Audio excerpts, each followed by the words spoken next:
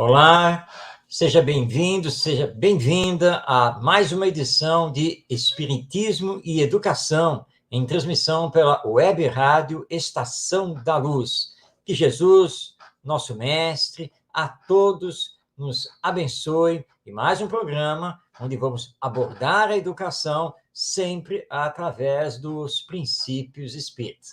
E hoje nós temos a volta do nosso Ronaldo Gomes, que não pôde estar conosco no programa passado, mas está aí quase 100% recuperado da forte gripe e está aqui conosco hoje e vai fazer a sua saudação.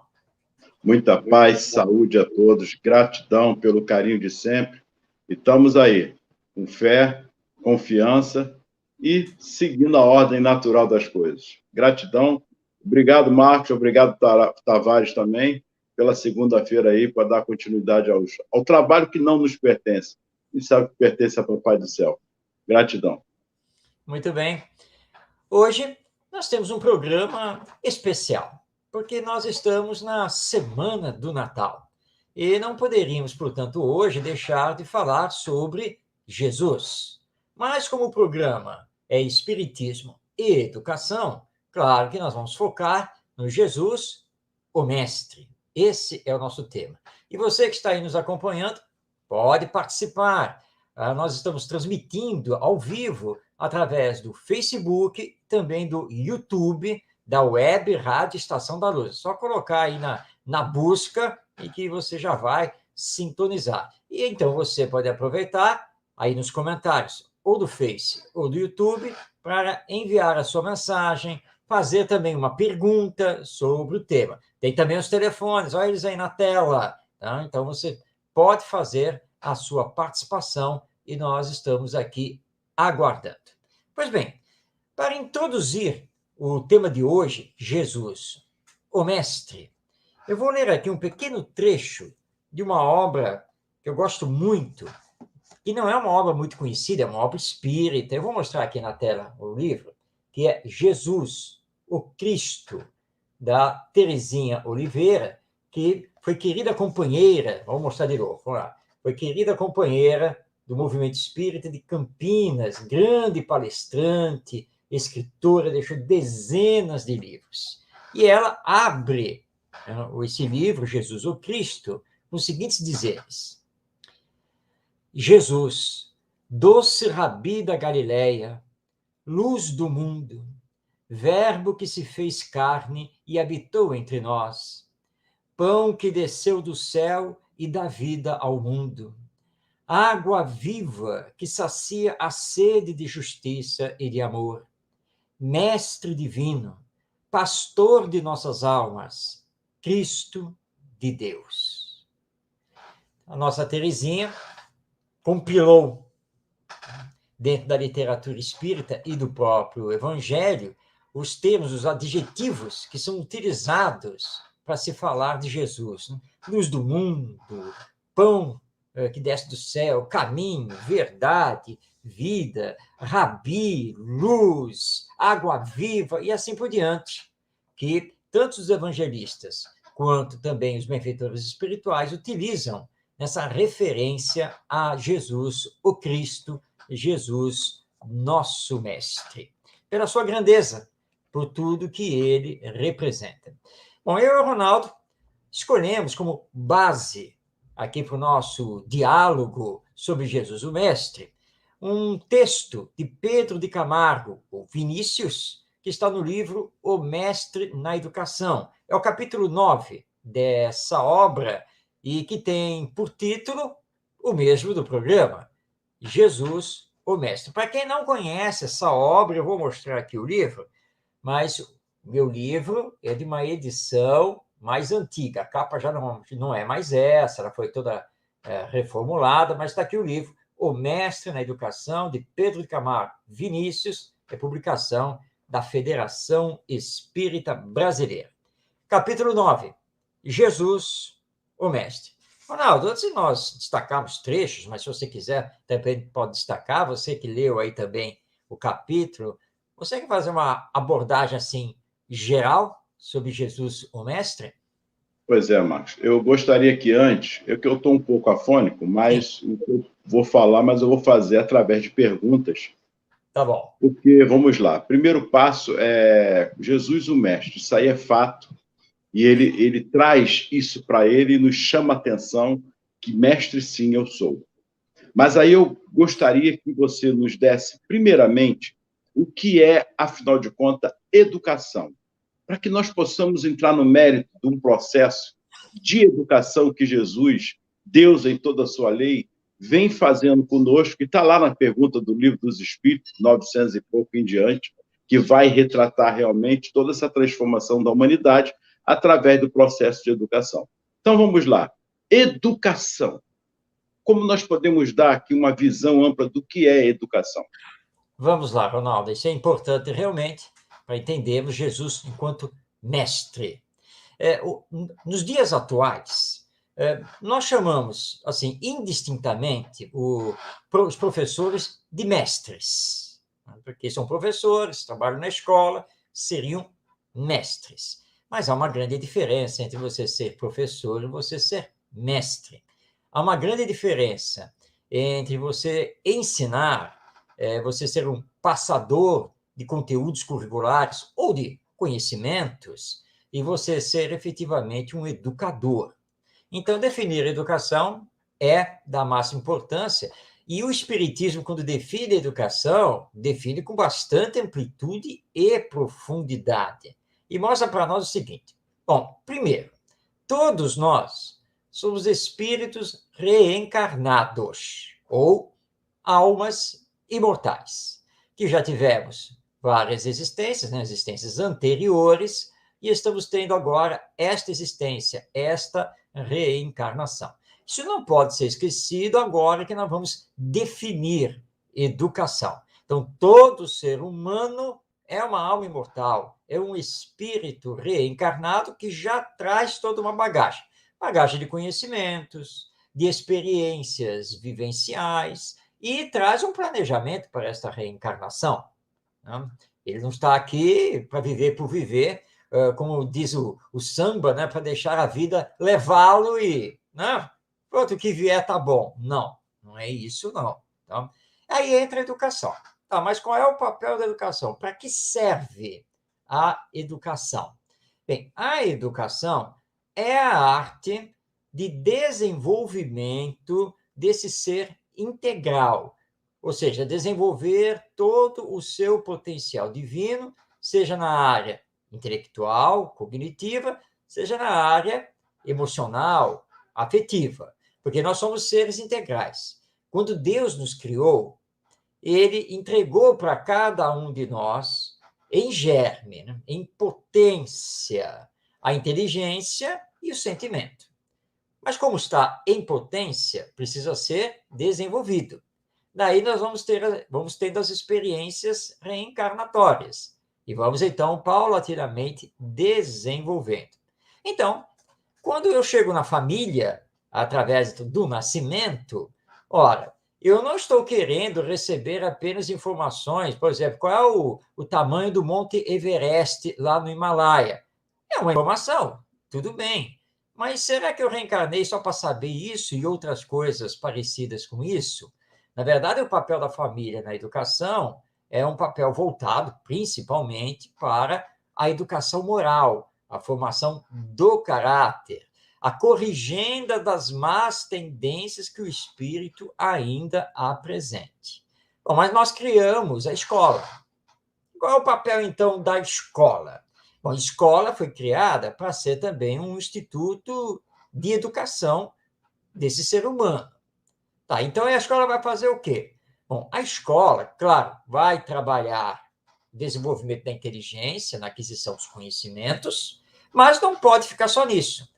Todos nós sabemos pela história da humanidade que conhecimento sem ética, que conhecimento sem visão de solidariedade promove guerra, destruição, corrupção e assim por diante, que são esses males que nós conhecemos bastante e dos quais eu não vou ficar aqui descrevendo, porque eu sigo aquele pedido do Espírito André Luiz. O mal não merece comentário. Então, vamos falar as coisas boas. Bem, então, a escola não existe só para trabalhar conteúdos curriculares. Também, mas eles não podem estar desvinculados da realidade da vida. Por isso, a educação precisa preparar para a vida. Mas não apenas essa, né, Ronaldo? Porque, já que nós somos almas imortais, espíritos reencarnados, tem que preparar para a vida futura também, o depois da morte. Então, aí nós temos a educação que Pestalozzi, esse grande educador, ele conseguiu ter uma frase em que ele define muito bem, quando ele diz: a educação é o desenvolvimento harmônico, equilibrado de todas as potencialidades do espírito. Pronto, e agora nós já sabemos o que é educação. Perfeito, muito bem. Então vamos lá. Pensando dessa maneira, então Deus errou estrategicamente e logisticamente em colocar Jesus justamente num momento crucial da humanidade para o processo como mestre da educação da humanidade em Jerusalém, como foi todo o processo da vida dele. Será que não houve um erro aí? Porque nós estamos falando de família e educação. Olha, estou te botando no pinga-fogo hoje, hein? Então, houve uma estratégia, porque poderia ser no dia de hoje, Jesus nascer nos dias de hoje, para que pudesse, com a humanidade mais madura, e isso dentro do erro estratégico e logístico de Deus. O que você acha disso? Bom, eu posso iniciar a resposta com o que os espíritos falam a Kardec também, né? Quem és tu para questionar os desígnios divinos? Pois é, né? Quem somos nós para achar que Deus colocou Jesus no tempo e no lugar equivocados, errôneos, né? Na verdade, se nós estudarmos a história humana e focarmos naquela época, né, um pouco mais de 2000 anos, nós vamos ver que era o momento certo, era ali mesmo. Tá? Mas ele podia vir hoje, que hoje nós somos muito mais avançados. Bem, nós estamos muito mais avançados graças a ele, que veio 2000 anos atrás. Porque senão nós ainda poderíamos estar meio bárbaros ainda. Tá? Porque é o cristianismo, é o evangelho que nos modificou, que fez um divisor de águas na humanidade. Naquela época, os judeus eram o único povo do Império Romano que tinha a crença no Deus único. Era o único povo. E que na lei mosaica, principalmente lá os 10 mandamentos, preconizava, sim, o amar a Deus acima de todas as coisas, amar ao próximo, não roubar, não matar, etc. Era o único povo que tinha esse código. Apesar, sim, de algumas interpretações equivocadas, mas eles tinham isso. O Império Romano estava naquela época vamos dizer assim, no seu apogeu, né? Estava no auge, realmente, dominando todo o mundo conhecido, mas, ao mesmo tempo, entrando em choque com as culturas que eles dominavam, a cultura judaica, a cultura grega, né? Eles tinham um choque com isso. E, portanto, era o momento exato em que tudo fervilhava lá na Palestina, em que os judeus estavam vendo o seguinte: olha, quando a Babilônia nos derrotou, os babilônios, o que é que eles fizeram? Eles nos retiraram aqui da Palestina e nos levaram cativos para a Babilônia. Depois, nós tivemos a invasão dos persas, e os persas nos tiraram daqui e nos levaram cativos. Depois vieram os egípcios, que também nos venceram, também nos tiraram daqui e nos levaram para a escravidão lá no Egito. Bem, aí vieram os romanos, mas os romanos não nos tiraram daqui. Eles permitiram que ele continuasse a viver aqui, e inclusive com a nossa religião. Tá? Então, agora que nós estamos mais fortalecidos, nós precisamos nos levantar contra eles. Mas para nos levantar contra eles, nós precisamos que o Messias, aquele que os profetas, 700 anos atrás, 500 anos atrás, anunciaram, ele tem que vir para nos levar. Um abraço aí ao Wilson, que é de Recife, Pernambuco, ao Tyrone, que é de João Pessoa, Paraíba. Um grande abraço. Então, era o momento do enviado de Deus chegar. E ele veio, Jesus. Mas veio para nos ensinar a lei de amor. E aí é que os judeus não conseguiram entender de pronto essa situação. Mas, Espírito Superior, ele modificou tudo. Arrastou as multidões com ele. Perfeito. Então, realmente, ele veio no lugar certo, porque a partir dali começa, então, a surgir o cristianismo, e aí nós vamos ter uma mudança no Ocidente. Olha que interessante, a didática que Deus nos usou através do Mestre Jesus. O processo de educação dá trabalho. Ele tem toda uma nuance, porque ele está tratando de uma problemática humana, espiritual, mas a lei da reencarnação, ela começa ali nesse divisor de águas, que é justamente o processo de educação que nós temos de passar. E Jesus vem trazer todos esses ensinamentos.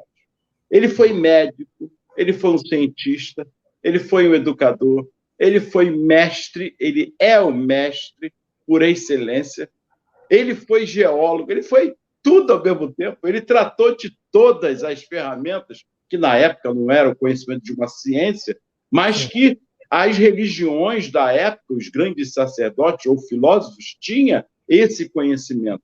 Mas o processo de educação, esse divisor de águas, que você está retratando bem aí, mostrou que é educação, e é o processo, como eu brinquei, né, de ser um erro estratégico. Não, porque é um processo de amor, é um processo de transformação, não apenas de mudança, porque está se tratando de uma humanidade inteira. E nós estamos falando de dois aspectos da humanidade: a material, a humana, e a espiritual. São dois mundos distintos, num processo de ida e vinda, que é a reencarnação, a encarnação, que é um processo de educação. E Jesus, para mim, aí é uma observação particular, com Nicodemos, ele dá esse ápice, dá essa ilustração do processo de educação.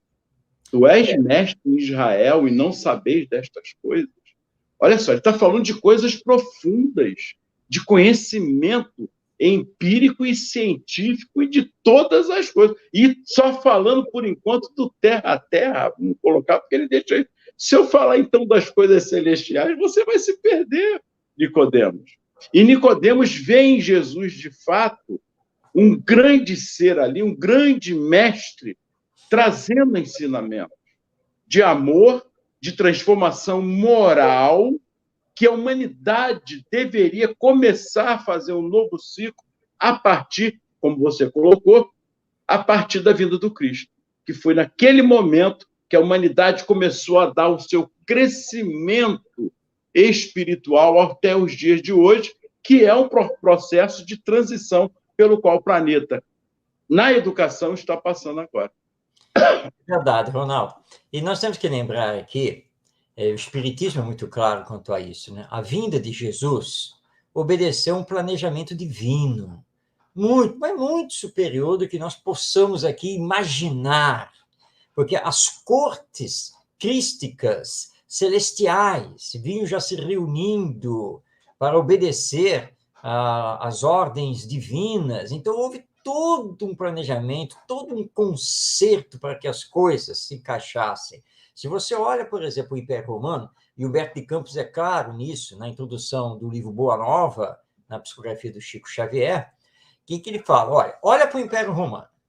Até o Império Romano se estabelecer como ele estava naquela época, foram guerra atrás de guerra, lutas internas, Aí houve aquela grande luta entre Júlio César, Marco Aurélio, aquela coisa toda, né? Bom, no fim, quem acabou ficando mesmo e foi proclamado como imperador foi Augusto, não? Otávio. E ele foi um imperador pacífico. Olha que coisa interessante. Quando ele assume realmente o trono, o poder, ele levanta o império a nível de cultura, estabelece as suas fronteiras, reorganiza o império administrativamente.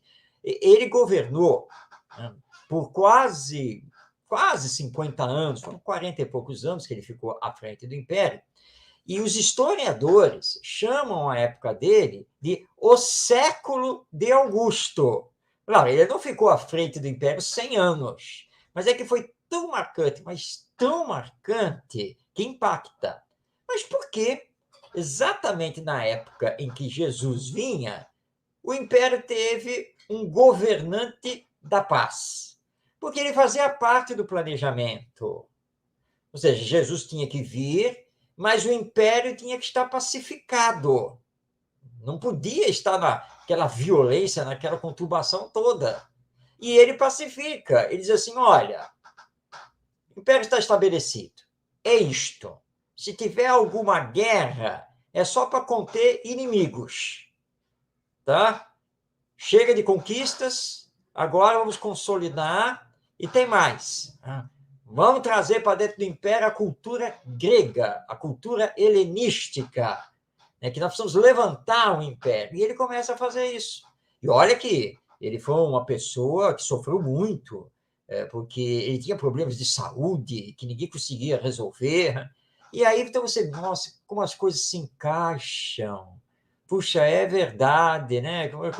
Você começa a ver que as peças montam aquele quebra-cabeças direitinho, né? E para tudo. Então é um planejamento celestial, é planejamento divino, porque era o mestre dos mestres, era o Cristo que vinha até a Terra.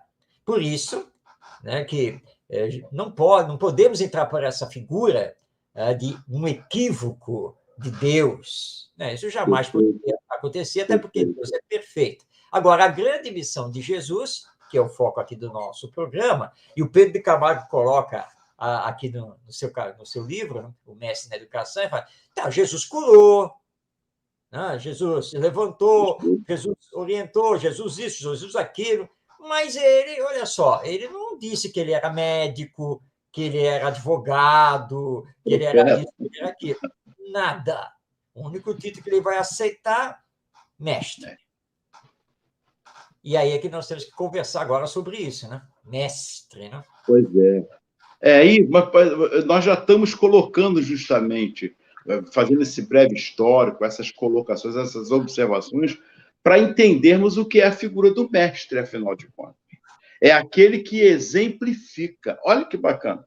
Ele, além de tudo, exemplificou com as suas ações, dando um exemplo de humanização.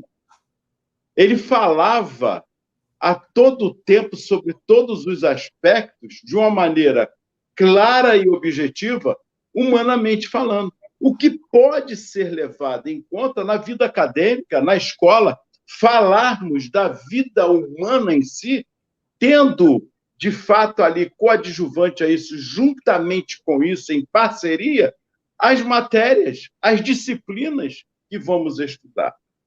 Olha que bacana! Você vai trabalhar os aspectos de valores humanos e com as disciplinas inerentes a que pertencem. É isso que Jesus fez, ou não? Será que eu estou divagando demais? Estou em devaneio? Estou viajando? Mas foi o que Jesus fez a partir da vida, a partir da fase da vida de cada um, aspectos culturais de todos os tamanhos naquela época. Ele trabalhou o empírico e trazendo para o lado da ciência da sua época também. Ou não? A cura, pegava lá empiricamente o barro, cuspiu e curou. Criou-se ali a química, ao mesmo tempo de uma coisa empírica, trazendo as coisas do mundo da vida do dia a dia de cada povo da sua época, respeitando, mas levando o aspecto humano, que cada um se respeitasse, com amor, com educação, que pudesse se desenvolver com a ciência. Com 12 anos, teve com os grandes sábios da época, ensinou tudo o que poderia falar. Ele falou de tudo lá com os 12 anos, sobre matemática, ele falou tudo. Ficaram maravilhados com Jesus. Só que Jesus, vou repetir, ele veio numa época em que a cultura era vasta em vários aspectos. Tinha o samaritano, tinha os hebreus, tinha uma mistureba danada de culturas ali divergentes, e que ele conviveu com todos respeitando, levando a educação, como ele se coloca como mestre de fato, levando esse aspecto do caráter. Não adianta ter todo o conhecimento desse mundo, Nicodemos, se o que falta ainda em nós é o respeito às coisas simples da vida, do dia a dia. Que hoje nós podemos dizer a empatia, o bom dia, boa tarde, o respeito às diversidades, a criticidade, a autonomia, que ele já fez naquele tempo. O tempo todo ele fez. A mulher samaritana, ele era um homem, entre aspas, começaram a julgar ele como um homem pecador, porque ele estava no meio de pecadores. Marcos, isso é profundo. Que ser é esse? Que, além de falar com suas ações, ele exemplificava. E nós teimamos ainda em não querer falar em Jesus e levar Jesus, como um profeta, como alguém que é da religião A ou da religião B. E em nenhum momento ele está aí essa literatura aí do nosso querido Vinícius, trazendo uma realidade. O homem entre nós, como outro qualquer, levando a educação como carro-chefe dos valores morais, das instruções que devemos ter, e esse aspecto de família, a grande família universal. Perdão, Marcos. É isso aí, Ronaldo. A grande diferença entre o professor e o mestre é que o professor tem alunos, o mestre tem discípulos, tem seguidores.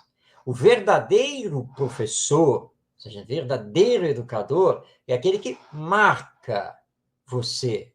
Que o tempo passa, mas você lembra daquele professor, você lembra daquela professora. Não pelas aulas que dava para você, mas justamente por ter sido humanizado, né? Por ter lhe respeitado, por ter parado para conversar, por ter atendido.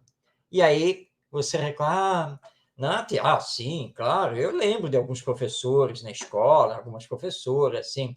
Agora, não, o professor que mais me marcou, esse eu não vou esquecer nunca, o professor Ronaldo Gomes. Esse eu não vou esquecer. Olha, era impressionante. Quando nós tínhamos assim, problemas, ou queríamos questionar, fazer perguntas, nós íamos para ele, porque ele nos atendia, ele ouvia, nos fazia pensar. Então, você vai recordar esse professor. E aí você, não, ele era mais do que professor. Não era um professor, era um educador, realmente. Ele não estava preocupado apenas em ministrar aula, lá do seu conteúdo. Eu tive na faculdade, eu tive um professor, ele era de história, e história da educação, né? E aí, uma vez, assim, estava lá dentro de um tema dentro da história, ele olhou assim para nós, olha só, nós precisamos entender aqui o contexto da época, para podermos entender melhor o pensamento desse educador. Vocês sabem como é que se vivia na Europa naquela época? Ele está falando mais ou menos lá do século XVI, né, do século XVII. E ele começou esse debate. Ele trouxe para nós toda uma visão social, política, né, do que acontecia na Europa naquela época. Como é que se vivia, quais eram os conhecimentos. E só depois ele começou a introduzir o pensamento daquele educador. E realmente isso nos marcou, pelo menos a mim, né? Porque, nossa, realmente, né? Que visão. Né? E teve uma vez, eu estava com os colegas, nós estávamos assim no corredor, né? Um corredor de passagem, nós estávamos conversando. E esse professor, ele estava vindo. Ele estava vindo assim, nós vimos, né? Aí fizemos aquela rodinha, puxa, professor, nós estamos aqui justamente conversando essa questão da época, né? Como tudo está interligado, né? A política, a cultura, a economia e tal. Aí ele parou assim, respirou, né, mais profundo. Bem, gente, bom, mas é que eu tenho que ir para a sala para dar aula. Não, mas olha só, é bom vocês pensarem assim. Ele gastou conosco lá uns 5, 10 minutos. Ele voou, né, para aquele quadro que nós apresentamos para ele, aí voltamos para o chão. Aí falou, gente, o assunto é muito bom, mas eu tenho que ir lá para a sala para começar a aula. Então, olha que bacana. Quer dizer, ele preocupado conosco, não parado ali, não, vamos conversar, claro, tudo bem, não sei o quê. Porque ele não era um professor, E simplesmente. E isso Jesus fazia. Quando ele conta as histórias através de parábolas, o que devo fazer, Senhor? Se vê um homem assim, como vamos lá, vou te contar uma história. Um homem vinha e tal, passou por isso. A mulher vai ser apedrejada. Mas olha só, será que isso está certo? Aí, tira a primeira pedra daquele que estiver sem pecado. Olha só os desejos. Olha só, vou repetir.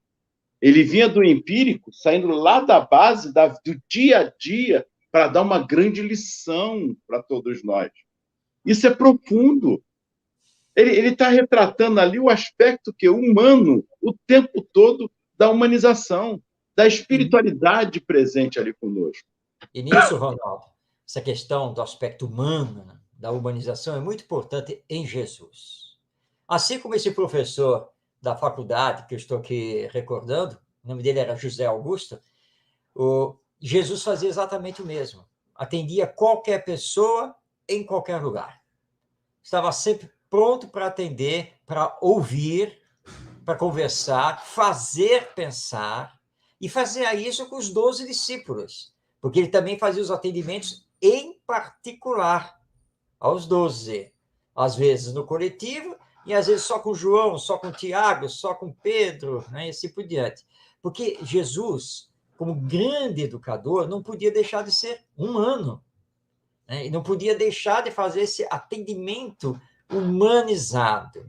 Aliás, esse é um grande exemplo, né, Ronaldo, para a grande maioria dos professores, para os pais também, né, que são os grandes educadores, né, que não pode passar batido, pode passar, não, direto pelas crianças, pelos jovens, né? E eu já vi cenas assim, né, de alunos chegarem lá para a professora e a professora olhar assim, o que vocês estão fazendo aqui? Não, é que nós queremos perguntar para a senhora. Isso aí eu explico depois, quando chegar a hora da aula. Agora não é a hora da aula de vocês. E aí enxota, né, os alunos, põe para lá. Você vem me perturbar aqui? Nem está no horário da aula deles. Não, mas você é um ser humano, eles são seres humanos. Se eles vieram até você para aproveitar lá aquele intervalo, aquela coisa, para lhe fazer uma pergunta, para pedir uma orientação, você precisa atender a questão da humanização, para que você saia de ser um professor, para pelo menos ser um educador. Mas educador precisa ser humanizado. Nós podemos ver essa observação agora com a pandemia, que veio trazer esse aspecto humano. Antes da pandemia, nós estamos vivendo como? Como era a nossa vida? Ainda continua muito ainda presente, ainda marcante. Mas a pandemia trouxe um divisor de águas. Ou eu estou falando alguma besteira? Nós podemos Sim. observar isso. A coisa estava muito mecanizada, a importância do dinheiro. Ainda estamos dando tanta importância às coisas materiais. Ainda assim, nós ainda não acordamos esse aspecto educacional que a pandemia está trazendo também, não. Percebe, Marcos? É isso aí, A, a, a diferença da humanidade com as pandemias, com as pestes que aconteceram no mundo, com um processo de educação que nós mesmos somos os causadores, deixando isso bem claro. A humanidade seguindo pelo aspecto tão materialista que esquecendo das gerações futuras. Porque os grandes homens, às vezes, que estão à frente de empresas, indústria, enfim, eles não estão preocupados com a geração futura. Eles querem hoje o imediatismo agora de ter os lucros nesse momento. Porque para frente, que a geração futura se veja depois como fica. Mas veja como essa preocupação hoje também, antes e hoje, está mais forte também. Nós podemos observar isso. Verdade, Como processo de educação em que Jesus já falara lá, chamando a atenção sobre esse aspecto. Sobre o aspecto do lado do amor, de se preocupar com o outro. Amar ao outro, né? Amar ao próximo como a si mesmo. Ou seja, olhe, vê o que você está fazendo com você mesmo quando você faz com o outro. Pensa, reflita sobre isso. Isso Jesus nos trouxe como um processo de educação de humanização. Ele não está preocupado só com o aspecto da instrução, porque ele já mostrou isso. Ele deu exemplo disso em toda a sua vida. E o Vinícius coloca aí um aspecto que é interessante, eu não sei se é no 4º ou 5º parágrafo, se você puder ler aí, é no 5º ou 6º, alguma coisa aí, ele faz uma observação justamente ali, que Jesus não se coloca nem como profeta, como médico, como cientista, como nada. Sim como mestre. Essa que você já colocou aí também. Mas ele traz para esse aspecto, porque vós sois deuses, o que eu faço, podeis fazer. Não é algo fora do nosso tempo, do nosso mundo. Agora, por que permanecemos puramente numa educação tecnicista e instrutiva? Por quê? Aonde fica esse divisor de águas no meio, né, durante a história da humanidade? Por que ainda continuamos nas faculdades, nas escolas, não estarmos preocupados, de fato, com esse desenvolvimento do homem, do ser integral? A gente joga muito para a família. Concordo, vou repetir. A família é o princípio da educação. Mas a escola, ela dá esse segmento através do comportamento uns com os outros. É comportamental. É de humano para humano. Então, a família, cabe esse aspecto da responsabilidade? 80%? Sim. Mas se a escola, nos seus 20%, estiver pecando, esses 80% acabam indo por água abaixo. Então, é uma parceria que tem que haver. Porque nós estamos nos tornando indiferentes. Pior coisa que tem, Marcos, do lado humano da vida é a indiferença para com o seu próximo, com as coisas que estão acontecendo na humanidade, como um processo de educação. Nós estamos falando de educação moral, humana e instrução. Nós estamos falando dos dois aspectos, das duas asas. Porque não podemos fugir disso. Se eu, como professor, eu fugir disso, você retratou bem o exemplo aí do seu professor, aspecto de parar para ouvir. O Creu Buscaia, né, que você conhece tanto, ele sofreu com isso. O que eu estou fazendo? Então, ele vê essa necessidade da humanização também na vida acadêmica. Precisamos levantar essa bandeira. E você sabe que Jesus tratou disso. Aquela famosa passagem em que o chamado jovem rico, ou o mancebo rico, chega para ele. E o jovem fala com ele: Senhor, eu quero lhe seguir. Quero também ganhar o reino dos céus. Jesus, o que eu devo fazer? Jesus olha para ele e Jesus recita os 10 mandamentos. Olha, você tem que amar a Deus acima de todas as coisas, você não pode roubar, não pode matar, né? não pode cometer adultério, tem que respeitar, não sei o que e tal. Aí ele olha para Jesus: Senhor, tudo isso eu já cumpro desde cedo. Aí Jesus olha para ele e diz assim: bem, então, vai, vende tudo que você tem, distribui aos pobres, aí você volta e segue-me. Bom, segundo as narrativas, o rapaz ficou tanto quanto desapontado com essa resposta de Jesus, porque ele era rico, ele era bom, mas era rico. E o grande problema dele era o quê? Era se desapegar dos bens materiais e do status social que ele possuía, embora ele fosse uma boa pessoa.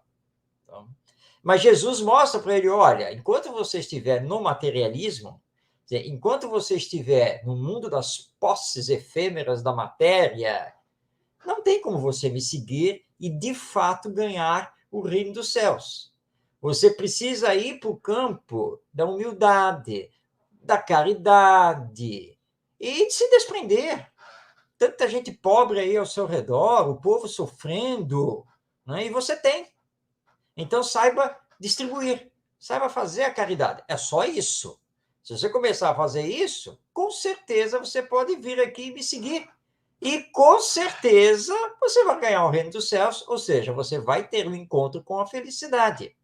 Bem, conta o nosso Humberto de Campos, no livro Boa Nova, que o rapaz sai, pensativo, e aí ele pensa assim, bom, olha só, né?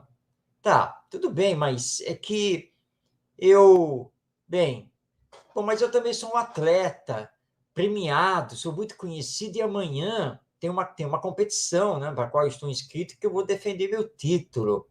Eu vou fazer o seguinte, eu vou amanhã fazer o que eu tenho que fazer, vou lá defender meu título, vou ser campeão de novo na corrida de bigas, e tá, depois eu vou fazer o que Jesus está me pedindo. Aí o Beto Campos conta que no dia seguinte de manhã, com aquele glamour todo, as trombetas tocando lá na arena, aquela coisa, lá foi ele para a corrida. Né? É o campeão, vai defender o título. E ele estava indo bem na corrida. Mas acontece que a corrida de bigas naquela época era uma corrida assim, muito perigosíssima. Né? E eles ficavam dando voltas, né, na arena, e houve um choque da biga dele com outra. Então, naquela coisa do choque, ele se desequilibra, que ele é arremessado, e ao cair na arena, né, todos os outros que vinham atrás, ninguém pôde desviar, não teve como. E ele desencarna ali atropelado. E aí o Humberto de Campos faz essa colocação. Pois é, né, apesar de Jesus, nós continuamos materialistas, continuamos egoístas, como você colocou, Ronaldo, sim, empresário, pensando só no lucro imediato, no bem viver imediato, mas esquecidos que a vida é imortal, ela continua depois da morte, e que nós vamos ter que responder pelo que estamos fazendo aqui. E se nós continuarmos desumanizados, nós vamos ter gravíssimos problemas. Então, Jesus, já naquela época, foi claro: olha, você precisa se humanizar, você precisa entrar para o campo da caridade, você precisa saber abrir mão das coisas materiais. E aí nós podemos fazer a ligação com aquela outra parábola que ele conta, tá? Aí já do homem rico, né? O fazendeiro lá, que quando olhou os campos de trigo, ele, nossa, a maior produção que eu já tive em toda a minha vida. Isso aí vai me dar um lucro de não sei quanto. Eu vou fazer o seguinte, eu vou construir novos celeiros para guardar a produção e vou me aposentar. Não é? Eu estou bilionário, não preciso fazer mais nada. Agora é gozar a vida. E aí, então, como é que Jesus encerra a parábola? Acontece que Deus olhou para ele e diz assim, louco, esta noite pedirei a tua alma. Ou seja, esta noite você vai desencarnar, você não vai gozar coisa nenhuma, tá? Porque eu te dei a riqueza para você ajudar o próximo, e não para você só ter gozos pessoais. Então, já que você não entendeu a lição, desencarnação.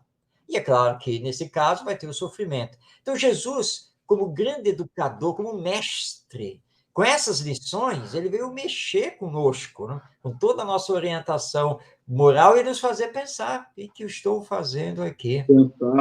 Pensar no outro, né? Agir pelo outro. Agora, Marcos, Sim, vamos lá. nós estamos agora perto do Natal. Sim. E aí Natal é todo dia é dia, mas vamos colocar assim, Natal, historicamente, levando pela humanidade, que simboliza o nascimento de Jesus. Vamos lá. Qual é o ensinamento hoje que nós podemos deixar para nós, principalmente, as nossas famílias, quem está aqui nos assistindo, sobre esse aspecto do Mestre Jesus? Em toda a sua vida maior, a figura dele, ou na cruz, olhando para a mãe, ou ele dialogando com todos os seus discípulos naquela ceia, quando ele faz a ceia, ou no momento em que ele também está conversando com Nicodemos, ou com a mulher de Samaria. Enfim, são vários momentos. Para você, para o Marcos Demário, é especial. Quando fala em Jesus, o que vem à sua mente nesse momento de final de ano? Bom, Jesus teve momentos muito significativos aqui na sua vinda aqui na Terra. Você lembrou alguns, porque as passagens transcritas nos evangelhos realmente são muito ricas. E torna-se até difícil, né? Porque dependendo do seu momento, tem aquela passagem que ele toca mais e passagem que ele toca menos, e assim por diante. Mas eu estou aqui recordando, Ronaldo, uma cena em casa, ainda adolescente, morava em São Paulo, né? Já que eu sou de São Paulo, capital, e nós tínhamos acabado, acho que de almoçar, se não me engano. E nós tínhamos uma mesa grande na cozinha, e nós sempre fazíamos o almoço utilizando essa mesa. Eu acho que era um fim de semana, inclusive acho que era domingo, porque o meu pai estava presente, então devia ser domingo. E a minha mãe serviu como sobremesa, serviu uva, né, os cachos lá de uva, que nós estávamos comendo. E eu lá saboreei meu cacho de uva e fiquei, né? Fiquei com a árvorezinha nua na minha mão. E eu fiquei olhando. E eu fiquei olhando aquilo, e nós estávamos justamente próximos ao Natal. Aí eu olhei, né, para os meus irmãos, meus pais, e disse assim: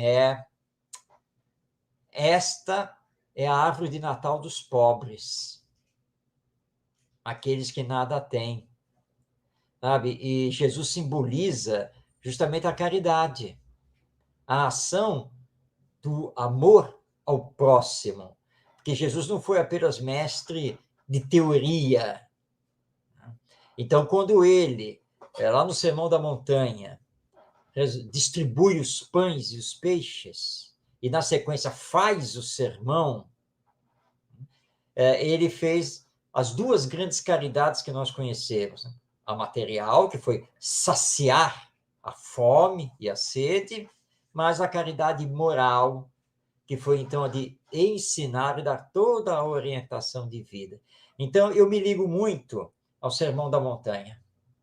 O Sermão da Montanha, realmente, para mim, é uma passagem, é um momento assim, que no Natal nós não podemos esquecer. Quando ele inicia com aquelas bem-aventuranças e vai chegando aos sede perfeitos, que nós somos deuses, nós somos a luz do mundo, e vai trazendo todos aqueles ensinos realmente, para mim, pessoalmente. Então, o Sermão da Montanha, representando essa caridade em ação, é o que me liga muito ao Natal. Agora, Jesus é tudo, né, Ronaldo? Porque Jesus é o pão, é a vida, é o pastor, é o mestre, é o Messias, né?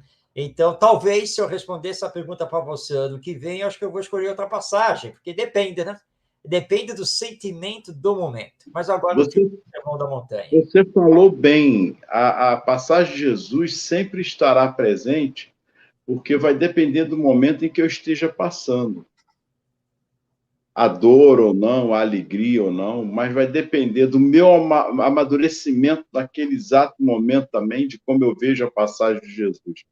Mas a passagem de Jesus que me chama a atenção é quando ele está na cruz e olha para a mãe, para João, e fala: mãe, este é teu filho. Filho, este é tua mãe. Eu não posso nem falar que eu me emociono, porque nós temos pais, nós tivemos nossos pais. E ali, se todo mundo se lembrasse agora daquele momento em que ele está na dor, Porque Maria, naquele momento, ela chora e fala, meu filho, né? Meu filho. Porque a dor de mãe, não dá para imaginarmos também o que Maria sofreu vendo seu filho passando por aquele momento. Pela justiça, um homem justo, né? Bom, por uma ganância do homem, o nosso egoísmo ainda perdurando até os dias de hoje. Apertar um botão, nós vamos destruir quantas famílias, quantas mães estão chorando perda dos filhos. Então, a dor de uma mãe, eu acho que Jesus também retrata ali esse aspecto, quando ele olha para Maria e fala, mãe, eis teu filho, filho, eis tua mãe. Ou seja, não deixou ela órfã, nem nesse momento. Ele olha para a mãe dele e diz, mãe, ele estará cuidando de você. Por favor, João, cuida da mamãe. Não é? Porque é verdade, é muito tocante essa cena. Não foi fácil aquela dor para você. E nós vemos muitas coisas acontecendo nas religiões, as brigas por direções, né, que falam que Maria, só Jesus, outros só pegam o Velho Testamento. Mas a mãe, quando você precisa de alguém, ou queria tanto falar com o Marcos, aí liga lá para a mãe do Marcos vai interceder. Não, pode deixar que eu vou falar com o Marcos. A mãe é que vai interceder, não é? A mãezinha é que vai interceder lá. Então, essa passagem, para mim, marca demais esse momento ímpar de Jesus, em que ele ali naquela dor, deixa a mãe, não órfã, mas ainda ali ele preocupado, porque a mulher naquela época, se ela não tivesse ninguém, você sabe o que acontecia.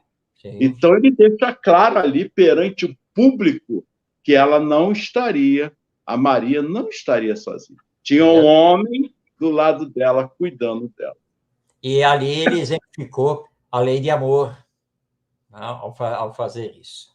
Como nós estamos aqui indo para o final do programa, vou trazer, então, uma parte do texto do Vinícius, o Pedro de Camargo, é o final do texto, quando ele nos diz o seguinte, abrindo aspas, Jesus rejeitou o cetro, o trono, a realeza, alegando que o seu reino não é deste mundo. Dispensou, igualmente, a glória e as honras terrenas. Um só brasão fez questão de ostentar, ser mestre, ser educador.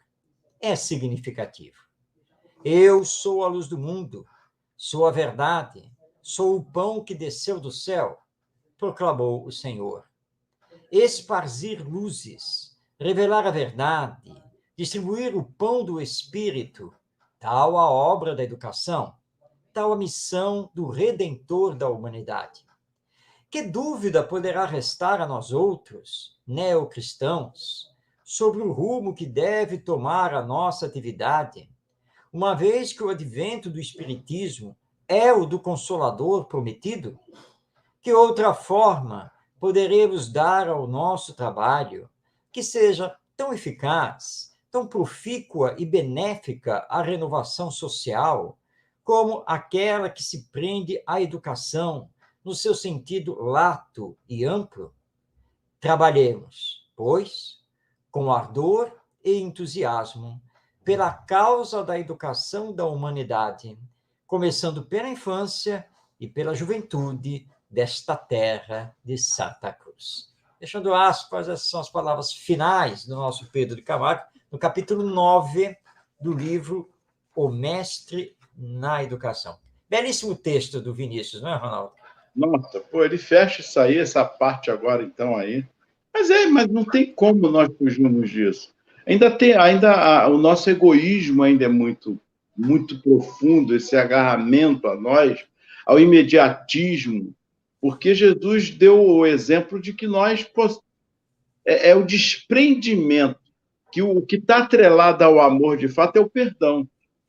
E se eu não perdoar, eu vou continuar um espírito de rancor, de raiva, de vingança, de ódio, e não leva a nada. Eu não tenho como amar se eu não me perdoar. esse auto-perdão, de levar a mim a entender que esse espírito do que nós estamos vendo na humanidade é justamente por isso. É tentar ainda destruir o outro, porque o outro me destruiu. E continuamos numa mesmice que Jesus deixou claro que não é isso. Ele deu exemplo. O exemplo de amor e de perdão. Pai, perdoai porque eles não sabem o que fazem.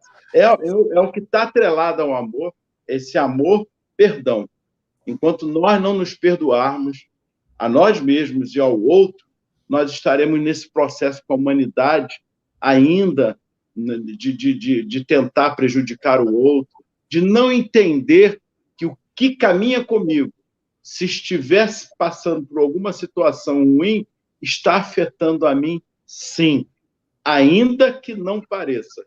Qualquer um ser humano passando fome na rua, desemprego, no hospital largado, não tendo um tratamento, enfim, esse ser humano que diz Jesus, porque ele que falou isso, se não fizestes a um destes, a mim está fazendo. Não tem muito que fugir disso. É o amor atrelado ao perdão. E nós, senhor Ronaldo, podemos ver isso, que isso é possível se nós olharmos, por exemplo, a figura valorosa de Paulo de Tarso. Na estrada de Damasco, no seu encontro com Jesus, quando ele cai ao chão de joelhos e vê aquela luz imensa, ele faz uma pergunta significativa. Senhor, que queres que eu faça? Ele se entrega de alma, de espírito, e começa a realizar, a partir dali, todo o seu processo íntimo de auto-perdão, pelo que ele tinha feito na perseguição aos cristãos. Mas ele entende que, a partir dali, ele tinha que ser um novo Saulo. Aquele anterior era o passado. Ele tinha sido equivocado em termos, porque, na verdade, ele tinha lutado na defesa do judaísmo. Mas, a partir daquele momento, ele compreendia o Cristo, ele compreendia o Evangelho. Então, ele tinha que se perdoar e perdoar aos outros para seguir em frente. É o que ele faz. E depois de anos de apostolado, ele escreve lá na sua carta: já não sou eu, mas é o Cristo que está em mim. Então, é uma transformação que é humana, espiritual, e que todos nós podemos fazer, porque eu, você, todos que estão nos assistindo, possuem o potencial divino. E que Leon Denis nos lembra que precisamos acionar através da força de vontade, que também faz parte desse potencial. Então, vamos mudar aquele nosso discurso, né? Quando às vezes falamos de Jesus, do Evangelho. Ah, mas quem sou eu? Eu ainda sou muito imperfeito, nem posso me considerar discípulo de Jesus. Aliás, eu não posso me considerar nem verdadeiro cristão, quanto nem verdadeiro espírita. Nós começamos esse tipo de discurso e não acionamos a nossa força de vontade. Mas nós precisamos ser discípulos do Mestre. É isso que ele está aguardando, ele deixou tudo para nós. Então, façamos esse esforço. E como diz Francisco de Assis, né? Eu sempre acrescento que possamos ser um instrumento de tua paz, Senhor, ainda que imperfeito, mas sempre fazendo a tua vontade. Então, muita paz a todos, que Jesus os abençoe, um Natal de luz e saúde para todos, que Jesus nos abençoe e até a próxima segunda-feira. E gratidão a todos. Vamos manter as recomendações sanitárias. Muita paz. Então, estamos chegando ao final do nosso Espiritismo e Educação pelo Web Rádio Estação da Luz, convidando a você para estar conosco toda segunda-feira, a partir das 8h30 da noite, ao vivo, em transmissão pelo YouTube e também pelo Facebook. E você pode fazer a sua participação. Como este programa está na semana do Natal, nós também não poderíamos deixar de desejar um feliz Natal, né? Bênçãos de paz e amor sobre a família, os amigos E não esqueçamos dos mais necessitados. E não esqueçamos também do aniversariante, Jesus. Que ele esteja presente nas nossas comemorações, que, se for possível, possamos fazer um culto do Evangelho especial de Natal para nos unirmos em vibrações de amor pelo planeta, pela humanidade. Paz em todos os corações, um grande abraço, até a próxima segunda-feira em mais um Espiritismo e Educação.